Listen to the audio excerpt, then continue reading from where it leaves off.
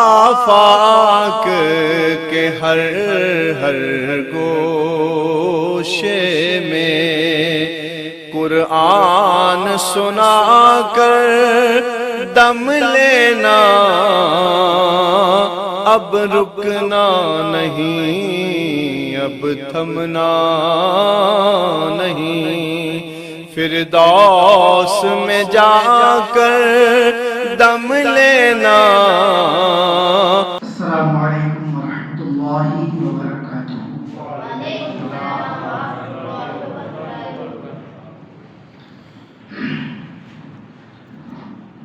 الحمد للہ رب العالمین والعاقبۃ للمتقین، والصلاة والسلام علی سید المرسلین وعلى آله وأصحابه وأزواجه وأهل بيته وذرياته وعلماء أمته وأولياء ملته والشهداء محبته، أما بعد، فأعوذ بالله من الشيطان الرجيم، بسم الله الرحمن الرحيم۔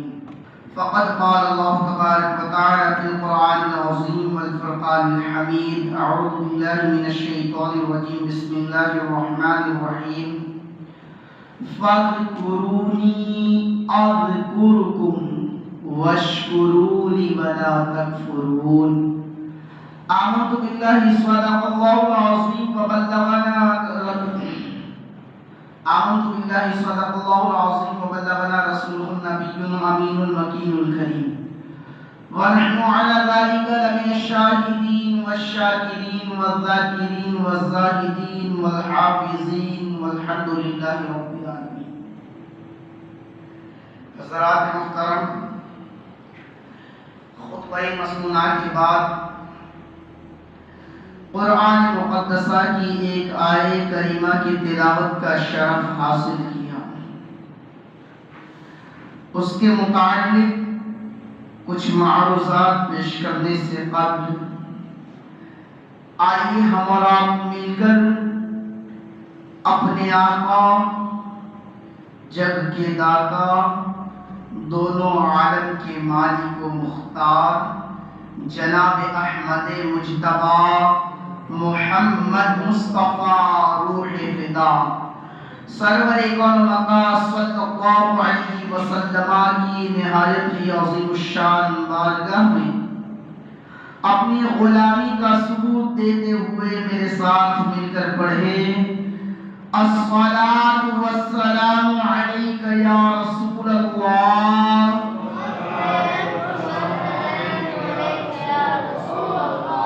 الصلاۃ والسلام علیک یا حبیب اللہ،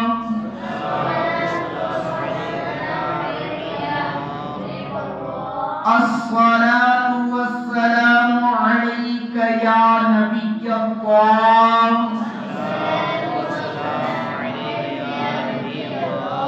الصلاۃ والسلام علیک یا نورا من نور اللہ،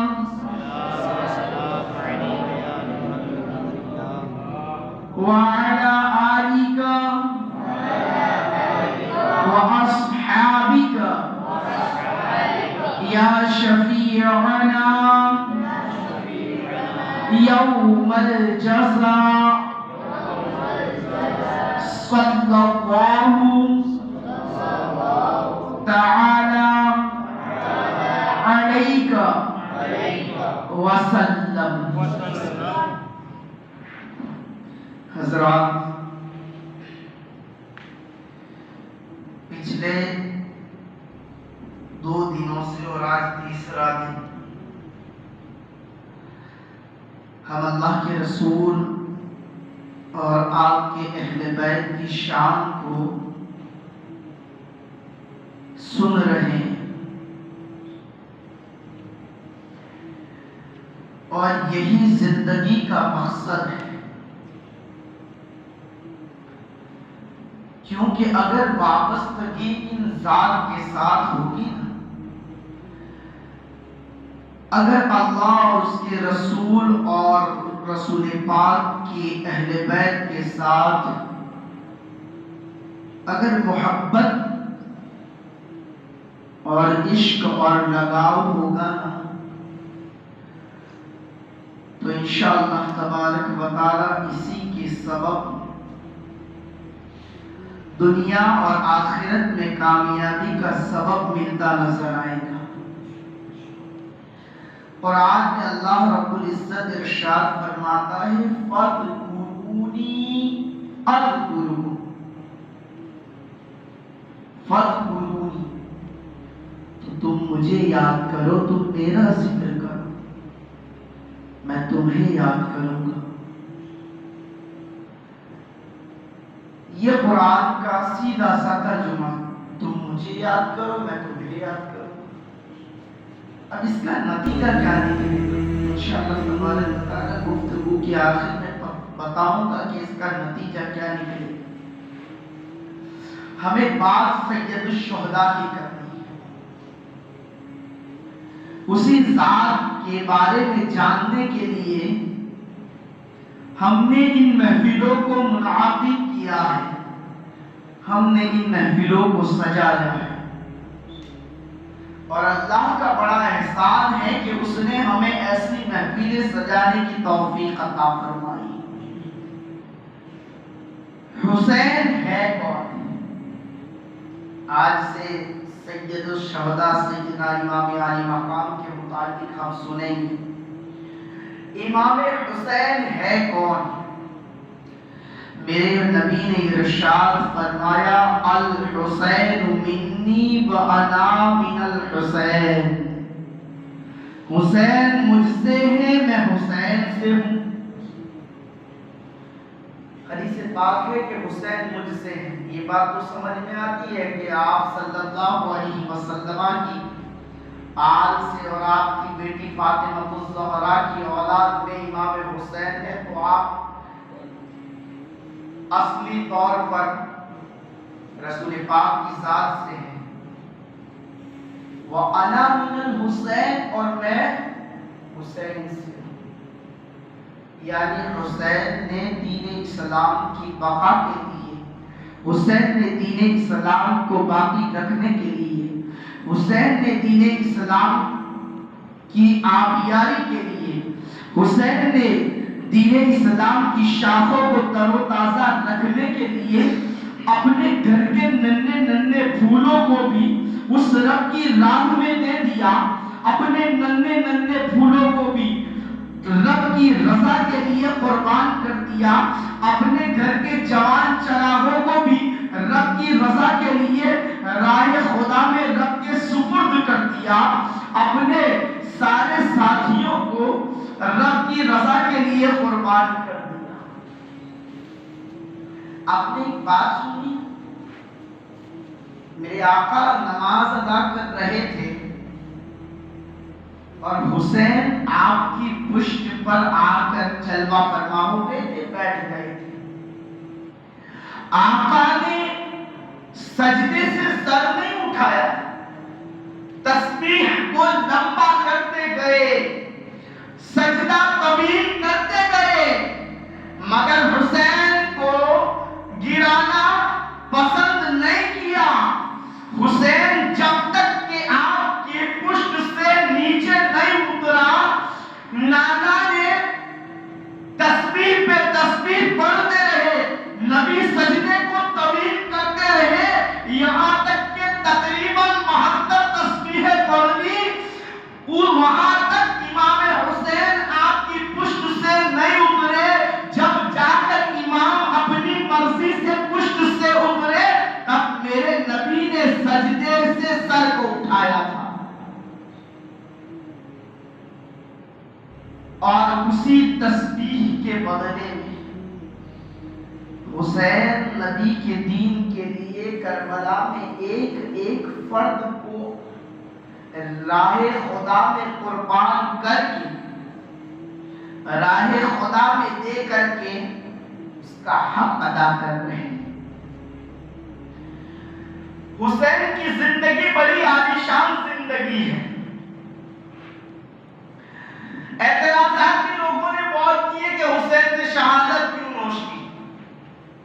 چاہتے تو چلے آتے،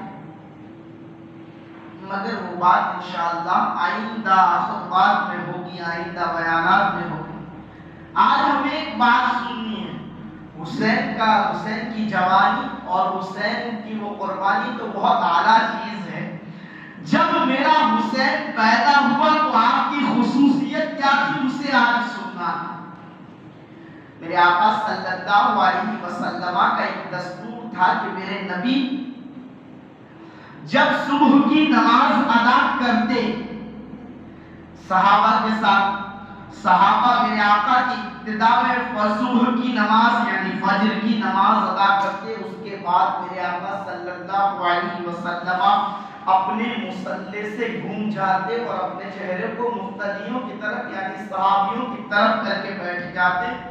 اس کے بعد کچھ گفتگو ہوتی، کچھ مسائل ہوتے، کچھ دین کی جانکاری ہوتی، اور میرے آقا صلی اللہ علیہ وسلم کے اس نورانی چہرے کو دیکھ کر صحابہ سکون پا جایا کرتے تھے، کیونکہ میرے آقا کا چہرہ اتنا حسین و جمیل تھا کہ اگر کوئی دکھیارا دیکھ لے تو اس کا دکھ دور ہو جائے، اگر کوئی بے سہارا دیکھ لے تو اسے سہارا مل جائے، اگر کوئی غمزدہ دیکھ لے تو اس کے غم دور ہو جائے، اگر کوئی پریشانی والا دیکھ لے تو اس کی پریشانیاں دور ہو جائے۔ میرے آقا کا چہرہ اتنا برکت ہوا،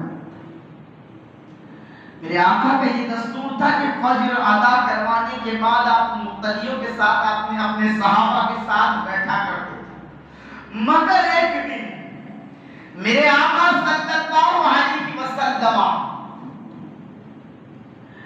نماز فجر ادا کی،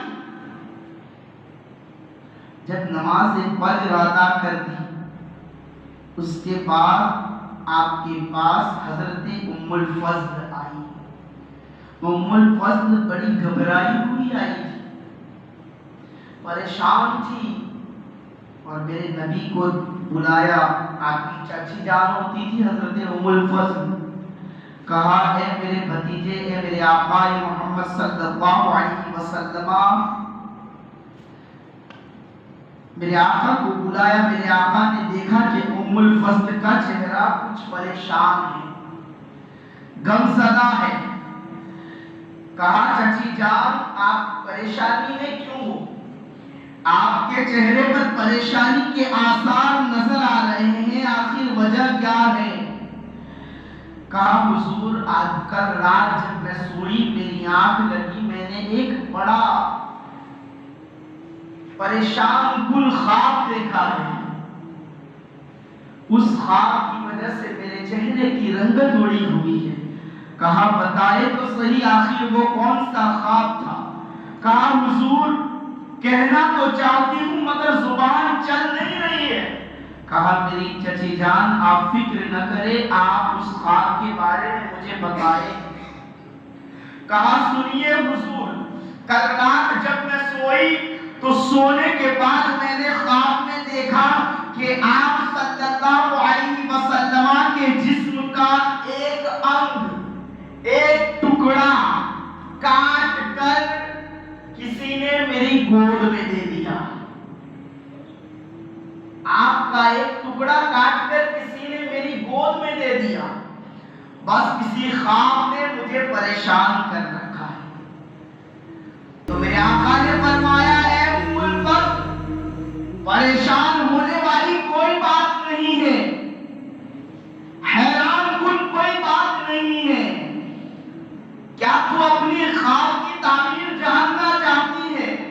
میرے آقا نے جب یہ خواب سنا نا تو آپ کے چہرے پر مسکراہٹ آئی، آپ کے چہرے پر مسرت کے آثار ظاہر ہوئے۔ آپ کو خوش دیکھ کر ام الفضل نے کہا کہ آقا بتائے تو صحیح آخر اس کی تعبیر کیا ہے؟ تو میرے آقا نے فرمایا اے ام الفضل سن، میری بیٹی فاطمہ کے گھر اللہ ایک بیٹا عطا فرمائے گا اور وہ بیٹا تیری گود میں دیا جائے گا۔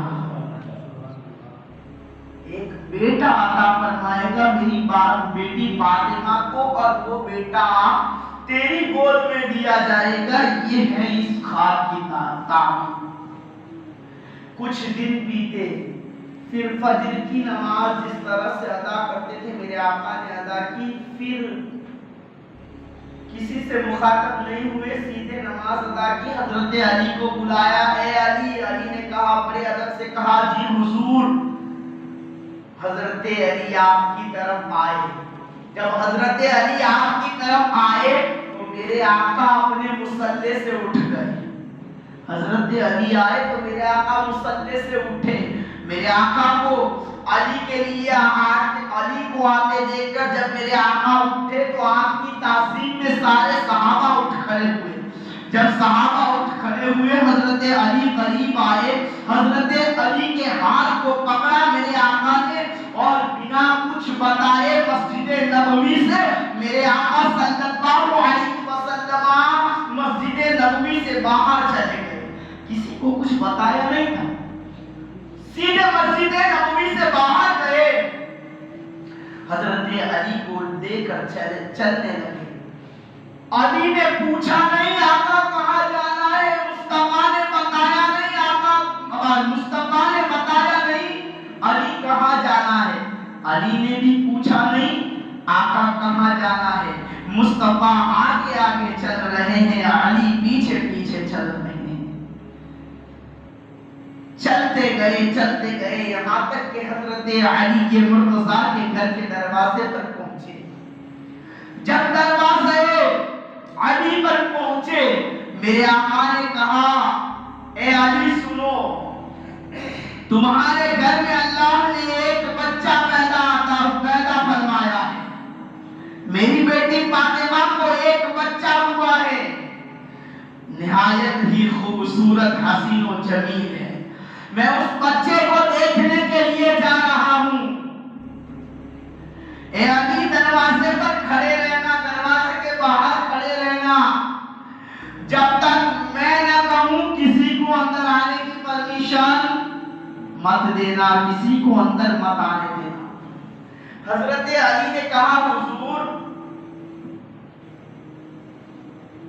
کوئی بات نہیں مگر آپ جا کیوں رہے؟ کہا تمہارے گھر ایک بیٹا پیدا ہوا ہے، میں اسی کو دیکھنے کے لیے جا رہا ہوں۔ چنانچہ حضرت علی دروازے پر کھڑے رہے، میرے آقا دروازے کے اندر پہنچے۔ جب دروازے کے اندر پہنچے ماں فاطمہ نے دیکھا کہ جب کے تاجدار انبیاء، دو جہاں کے مالک تشریف لا رہے ہیں تو حضرت فاطمہ کھڑی ہو گئی، اور کھڑی ہونے کے بعد آپ صلی اللہ علیہ وسلم کے پاس آئی اور آپ کی دست بوسی فرمائی، آپ کے ہاتھ کو چوما۔ اب چومنے پر شرک جگانے والے سمجھ لینا چومنا کیا ہے۔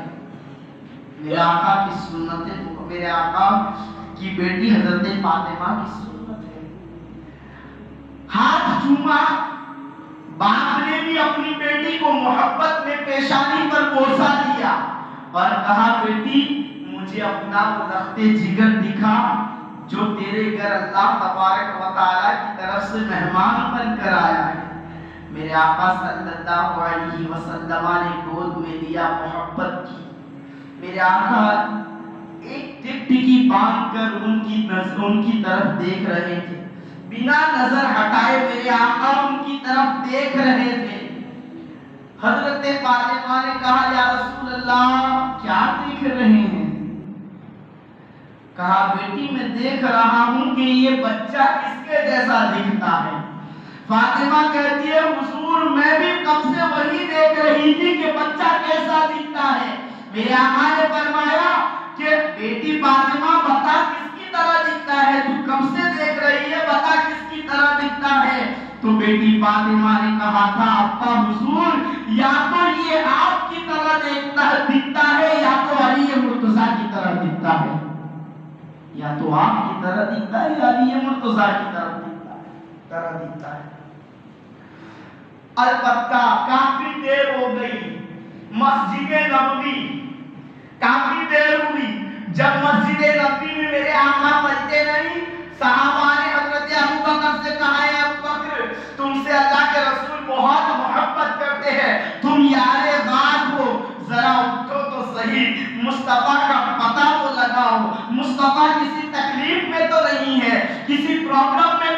ہے, کسی پریشانی میں تو نہیں ہے, اٹھو اور جاؤ پتہ لگاؤ. حضرت ابوبکر صدیق اٹھے, مسجد نبوی سے باہر نکلے.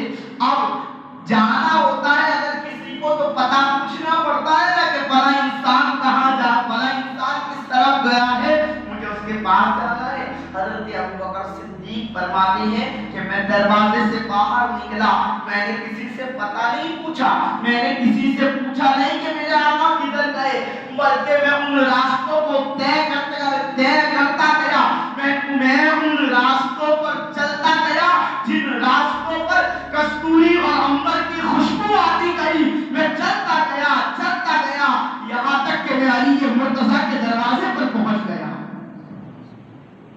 علی مرتضیٰ کے دروازے پر پہنچا, میں نے کہا بھائی علی, کیا آقا آپ کے گھر تشریف لائے ہوئے؟ کہا جی میرے گھر تشریف لائے ہوئے ہیں. پھر کہا اے علی, آخر کیا بات ہے جس کی وجہ سے آپ کے گھر آئے ہوئے؟ کہا میرے گھر اللہ نے ایک بیٹا عطا فرمایا ہے, اسی کو دیکھنے کے لیے میرے آقا تشریف فرما ہے. پھر کہا اگر اجازت دو تو میں اندر آ جاؤں, اگر آپ اجازت دو تو میں گھر کے اندر جا کر میرے آقا صلی اللہ علیہ وسلم پر سلام پڑھ لوں, میں آقا کا چہرہ دیکھ لوں. علی نے کہا مجھے کوئی تکلیف نہیں ہے کہ آپ چلے جائیں, مگر میرے آقا نے منع فرمایا ہے کہ جب تک میں نہ کہوں کوئی دروازے میں داخل نہ ہو. کہا تم یہاں کیا کر رہے ہو؟ کہا مجھے یہاں نگہبان بنایا ہے تاکہ کوئی اندر نہ جا سکے. کچھ دیر ہوئی, عمر فاروق آئے, ان کا بھی وہی سوال. پھر کچھ دیر ہوئی, عثمان غنی آئے, ان کا بھی وہی سوال. پھر کچھ دیر ہوئی, بلال حبشی آئے, ان کا بھی وہی سوال. پھر کچھ دیر کے بعد اور صحابہ یکے بعد دیگر آتے گئے, سب کا یہی سوال, یہاں تک کہ اپنے دروازے کے نگہبان بن کر علی مرتضیٰ بیٹھے ہوئے ہیں. دروازے کے باہر صحابہ کا جھرمٹ لگا ہوا ہے. کیا خوب ہوگا وہ نظارہ, دروازہ علی کا ہے, اندر پیارے مصطفیٰ موجود ہے, باہر صحابہ کی جماعت موجود ہے. اللہ کے رسول صلی اللہ علیہ وسلم جب اندر گئے نا, حضرت ابوبکر صدیق نے کہا ماجرا کیا ہے؟ حضرت علی سے پوچھا ماجرا کیا ہے؟ حضرت علی کہتے ہیں کہ میں کب سے دیکھ رہا ہوں کہ اللہ تبارک و تعالیٰ کے مقدس فرشتے تقریباً 2,24,000 فرشتے اللہ تبارک و تعالیٰ نے آسمان سے نازل فرمائے ہیں تاکہ یہ فرشتے آ کر اللہ کے رسول کی بارگاہ میں صلاۃ و سلام پیش کرے, اللہ کے رسول صلی اللہ علیہ وسلم کو نوازنے کی آمد پر مبارکبادیاں دے. اس لیے اللہ نے آسمانوں سے 2,24,000 فرشتوں کو نازل فرمایا ہے. بتاؤ, حسین وہ ہے جس کی آمد پر بچہ کوئی اور نہیں, وہ امام حسین تھے جن کی آمد پر 2,24,000 فرشتوں کا نزول ہو. کچھ دیر ہوئی, میرے آقا دروازے سے باہر آئے, میرے آقا دروازے سے باہر تشریف لائے, دیکھا کہ صحابہ کا جھرمٹ لگا ہوا ہے. معاملہ سب نے پوچھا حضور کیا معاملہ ہے؟ کہا میری بیٹی فاطمہ کو ایک لخت جگر پیدا ہوا ہے جو نہایت ہی حسین و جمیل ہے, تو میں اس کو دیکھنے کے لیے اور میری فاطمہ کو دیکھنے کے لیے گھر تشریف لایا ہوا تھا. حضرت ابوبکر صدیق کو جو حضرت علی نے بات بتائی تھی, وہ بات 2,24,000 فرشتوں والی, اس بات پر اللہ کے رسول نے بھی فرمایا کہ اللہ کے مقدس فرشتے میری بیٹی کو مبارکبادیاں دیکھنے کے لیے اور میرے بیٹے حسین کی زیارت کے لیے تشریف لائے ہوئے تھے. صحابہ نے کہا 2,24,000, حضرت علی کی جو بات کی 2,24,000, تو حضرت علی سے کہا, ابوبکر صدیق سے میرے آقا نے فرمایا کہ اے ابوبکر تمہیں کیسے معلوم کہ وہ 2,24,000 تھے؟ تو حضرت علی کی طرف اشارہ کیا, کہا علی نے بتایا. علی کو پوچھا تمہیں کیسے معلوم کہ وہ 2,24,000 تھے؟ کہا وہ جب اندر جا کر باہر آتے اپنی تعداد بتاتے جاتے تھے اور مبارکبادیاں پیش کرتے جاتے تھے, جس کی وجہ سے مجھے پتا چلا کہ وہ 2,24,000 کی گنتی مکمل تھی. میرے آقا نے فرمایا کہ اس سے بھی حیرت والی بات نہ بتاؤں؟ فرشتے آئے یہ بات تو پتہ چلی، میرے آقا نے ابو بکر صدیق سے کہا اے ابو بکر کیا اس سے حیرت والی بات نہ بتاؤں؟ کہا یا رسول اللہ ضرور عنایت فرمائے۔ میرے آقا نے ارشاد فرمایا جو فرشتے آئے ہوئے تھے ان میں ایک فرشتہ ایسا تھا جس کے دونوں ہاتھ بھی نہ تھے، جس کے دونوں پاؤں بھی نہ تھے اور جس کے اڑنے کے لیے پر بھی نہ تھے۔ ایک ایسا بھی فرشتہ تھا جو فرشتوں کے کندھوں پر سوار ہو کر آیا تھا۔ میں نے اس فرشتے کو دیکھا اور کہا اے فرشتے تیری حالت یہ کیسے ہو گئی کہ تیرے دونوں ہاتھ بھی نہیں ہے، تیرے دونوں پیر بھی نہیں ہے، تیرے اڑنے کے لیے پر بھی نہیں ہے، آخر یہ معاملہ تیرے ساتھ کیوں پیش آیا؟ اس فرشتے نے کہا اے میرے آقا اے محمد مصطفیٰ صلی اللہ علیہ وسلم، اللہ نے مجھے بڑا مقرب فرشتہ بنایا تھا، میری گنتی مقربین میں تھی۔ ایک دن میں 7ویں آسمان پر جب آیا تھا، 7ویں آسمان کا جب دروازہ کھلا اور اس دروازے کی تھوڑی سی جگہ میں سے میں نے جب جھانکا اور جب زمین کی طرف جھانکا تو میں نے ایک انسان کو دیکھا، میں نے ایک شخص کو دیکھا جس کے دونوں ہاتھ اور دونوں پیر نہیں تھے، وہ ہاتھ اور پیر سے معذور تھا، ہاتھ اور پیر سے معذور تھا۔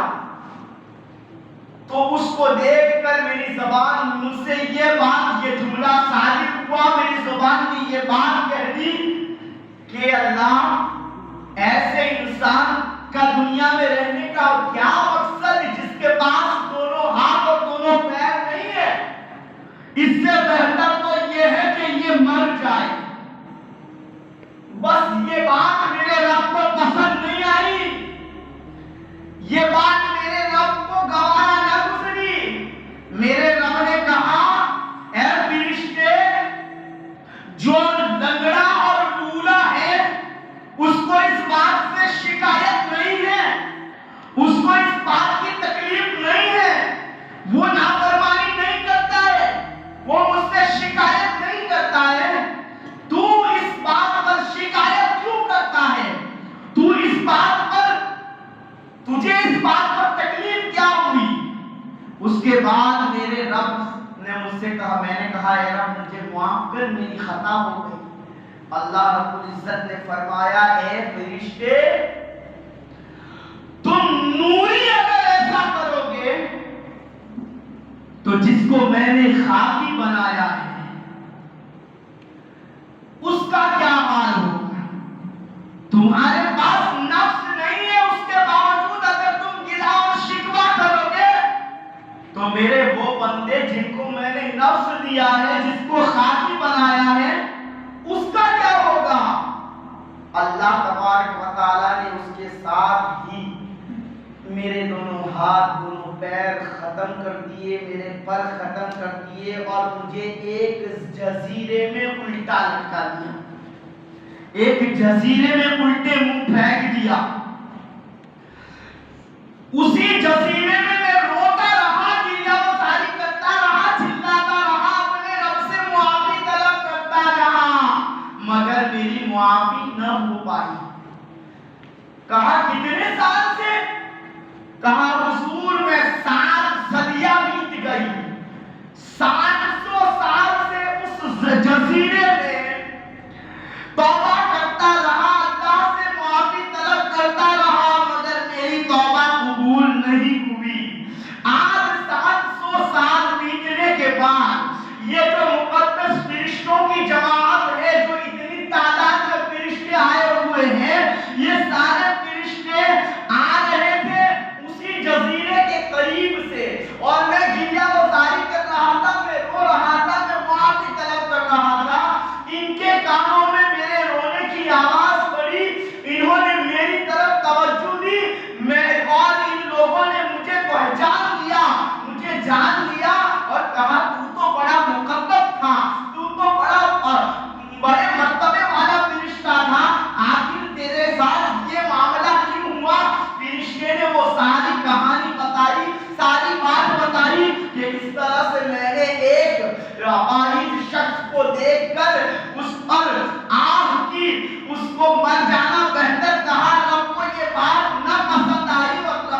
یہ حالت فرما دی۔ فرشتوں سے میں نے کہا تم کہاں جا رہے ہو؟ انہوں نے کہا یہ آخر نبی، یہ آخر الزمان جناب احمد مجتبی محمد مصطفیٰ روح فدا صلی اللہ علیہ وسلم کا دور ہے۔ آخری نبی خاتم النبی جلوہ فرما ہو چکے ہیں، اور آج ان کی بیٹی فاطمہ جو ہے ان کے گھر ایک اولاد پیدا ہوئی ہے، اس نہایت کی حسین اور جمیل اولاد پیدا ہوئی ہے۔ ہم ان کی زیارت کے لیے اور پیارے مصطفیٰ کو مبارکبادی دینے کے لیے مصطفیٰ کے در پر جا رہے ہیں۔ چنانچہ اس فرشتے نے کہا کہ اے فرشتوں، اے جانے والوں، مجھے بھی ساتھ لے لو تاکہ میں بھی اپنی پریشانی مصطفیٰ کو سناؤں گا۔ میں نے سنا ہے کہ آخری زمانے میں جو نبی آنے والا ہے وہ خدا کا حبیب ہے، وہ خدا کا پیارا ہے، جو رب سے مانگتا ہے رب عطا فرما دیتا ہے۔ مجھے بھی ان کی بارگاہ میں لے چلو۔ چنانچہ یہ فرشتے مجھے کندھوں پر اٹھا کر یہاں تک لے آئے، یہاں تک لائے، اور میں نے آپ صلی اللہ علیہ وسلم نے جب مجھ سے پوچھا، میں نے ساری اپنی داستان بیان کی اور آپ سے دعا کے لیے درخواست کی کہ حضور آپ دعا فرما دے تو اللہ تبارک و تعالی مجھے اس پریشانی سے آزاد عطا فرما دے، میری جو خطا ہوئی ہے اسے معاف عطا فرما دے، اور رب تبارک و تعالی مجھے اسی حیت اور اسی شکل میں عطا فرما دے، وہ حیت اور وہ شکل عطا فرما دے جس پر اللہ نے مجھے پیدا فرمایا تھا۔ میرے آقا نے اس فرشتے کے لیے ہاتھوں کو اٹھایا، رب کی بارگاہ میں دعا کی، مولا اس کو جیسا تھا ویسا فرما دے۔ اللہ تبارک و تعالیٰ کی بارگاہ میں دعا کی، اور وہ دعا ایسی تھی، دعا حبیب کی تھی۔ قبول کس کو کرنا تھا؟ اللہ رب العزت کو کرنا تھا۔ یہ محبوب و محب کی بات تھی، وہ بھلا قبول کیسے کرتا؟ فوراً پرواز کرتے ہوئے جبرائیل آئے اور کہا یا رسول اللہ، اس فرشتے کو اس آپ کی دعا قبول کر لی گئی، اس فرشتے کو اس کی اصلی حیات دی جائے گی، اس کی اصلی شکل و صورت دی جائے گی، مگر جو چادر، اب فضیلت امام سمجھنا، جو چادر آپ کے نواسے حسین سے لپٹی ہوئی ہے، جو چادر آپ کے نواسے، جس چادر میں امام حسین تھے، کہا جو چادر آپ کے نواسے سے لپٹی ہوئی ہے اس چادر کو لے لو اور اس فرشتے کے جسم پر پھیر دو، اللہ اسے وہ حیات عطا فرما دے گا جس پر وہ پہلے تھا، اللہ اسے وہ صورت عطا فرما دے گا جس صورت پر یہ فرشتہ پہلے تھا۔ دعا مصطفیٰ کی تھی، مگر سالم کس سے ہوئے؟ وہ فرشتہ صحیح کس سے ہوا؟ حسین کی چادر تطہیر سے ہوا، حسین کی چادر پاک سے ہوا۔ بتاؤ اس حسین کی جوانی اور آپ کی شہادت کا عالم کیا ہوگا جس کی پیدائش بھی کا یہ عالم ہو کہ آپ جس چادر میں سوئے ہوئے ہو، اگر وہ چادر فرشتے پر پھیر دی جائے تو وہ اپاہج فرشتہ جو ہے صحیح شکل و صورت میں اختیار کر لے۔ تو یہ ذات ہے امام پاک کی، یہ ذات ہے امام حسین کی، اسی لیے ہم ان کا چرچا کرتے ہیں۔ اور آخری بات، فَاذْكُرُونِي أَذْكُرُكُمْ، تم میرا ذکر کرو میں تمہیں یاد کروں گا۔ آج تک ہم حسین کو یاد کیوں کر رہے ہیں پتہ ہے؟ کیونکہ حسین نے اپنی ساری زندگی رب کے نام پر گزاری تھی، رب کی رضا کے لیے رب کو یاد کر کے گزاری تھی، اور جب کسی نے اللہ کو یاد کرتے ہوئے اپنی زندگی گزاری ہے، صدیاں بیت گئی، دیکھتے ہیں کہ زمانے آج سے 1400 سال پہلے بھی حسین کو یاد کیا جاتا تھا، آج بھی یاد کیا جاتا ہے، اور صبح قیامت تک یاد کیا جائے گا۔ غوث و خواجہ جی کو لے لو، جتنے اللہ کے مقدس بندے ہوئے جنہوں نے اللہ کی رضا میں دن رات گزارے، اللہ کی یاد میں گزارے، کہ وہ زیر زمین چلے گئے مگر ان کا چرچا آج بھی ہے، ان کی حکومت آج بھی ہے۔ قتل حسین اصل میں مرغ یزید ہے، اسلام زندہ ہوتا ہے ہر کربلا کے بعد، اسلام زندہ ہوتا ہے ہر کربلا کے بعد۔ مولا کریم کی بارگاہ میں دعا ہے کہ مولا تبارک و تعالیٰ دوران گفتگو کوئی خطا ہوئی ہو اسے معاف عطا فرمائے، اور مولا ہمیں آقا حسین کی صحیح معنوں میں یاد منانے کی توفیق عطا فرمائے، اور اسلاف کا جو طریقہ تھا اس طریقے کے مطابق زندگی گزارنے کی توفیق عطا فرمائے۔ وما علینا الا البلاغ۔ السلام علیکم ورحمۃ اللہ وبرکاتہ۔ آفاق کے ہر ہر گوشے میں قرآن سنا کر دم لینا، اب رکنا نہیں، اب تھمنا نہیں، فردوس میں جا کر دم لینا۔